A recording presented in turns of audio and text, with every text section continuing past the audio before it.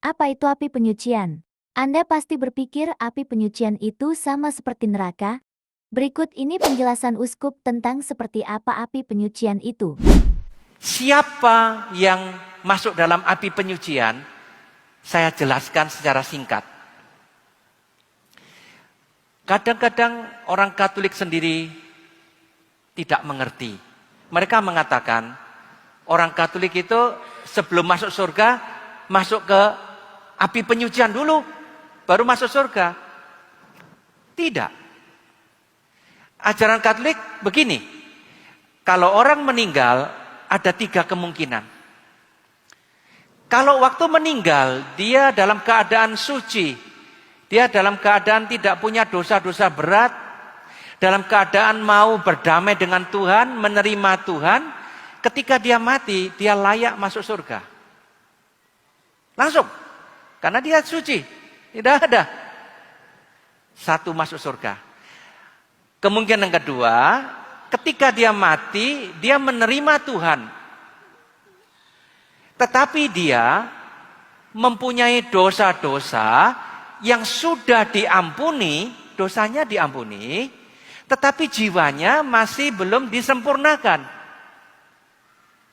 Nah, untuk menyempurnakan jiwanya yang sudah diampuni dosanya, Gereja Katolik yakin ada masa sebelum masuk surga, masa disucikan oleh Tuhan yang namanya purgatorium.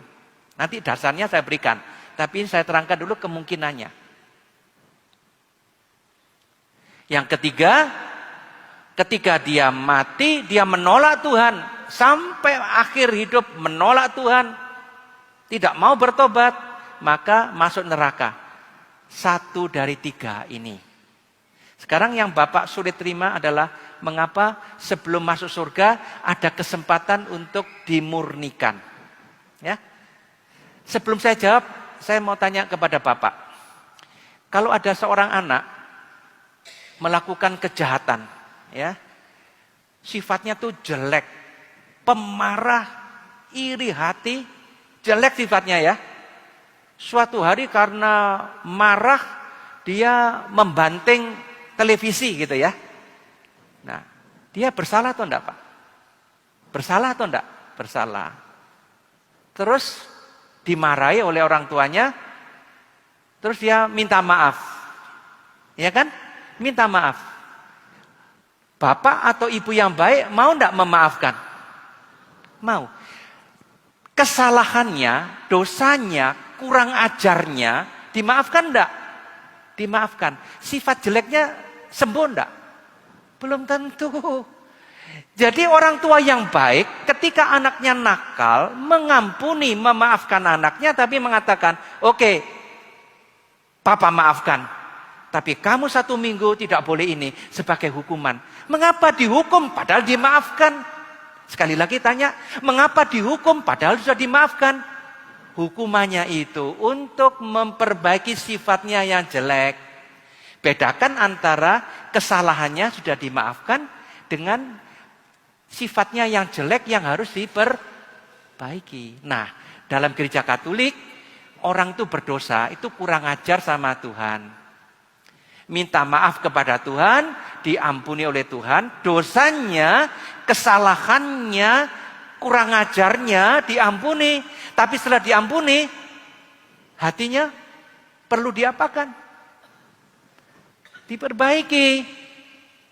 Nah, ketika masih hidup di dunia, dalam sakramen pengakuan, orang berdosa, saya marah terus pada istri saya, terus menghujat istri saya, mempersalahkan istri saya. Nah, waktu mengaku dosa, mengakui salahnya, lalu imam mengatakan, oke, Tuhan mengampuni dosamu, tapi minta penitensi yang berguna.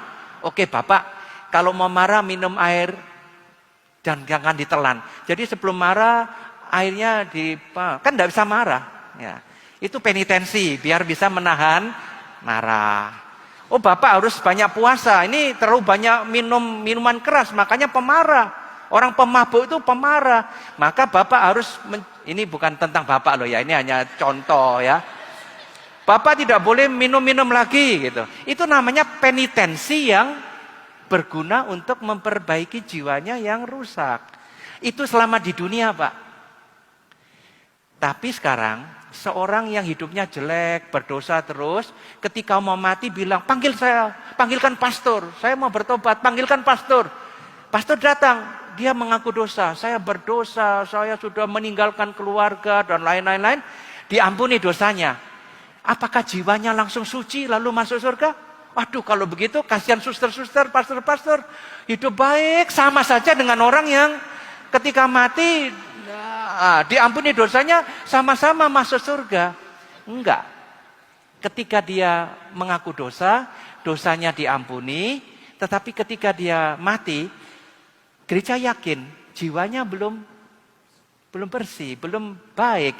Maka sebelum masuk surga, Tuhan membersihkan jiwanya.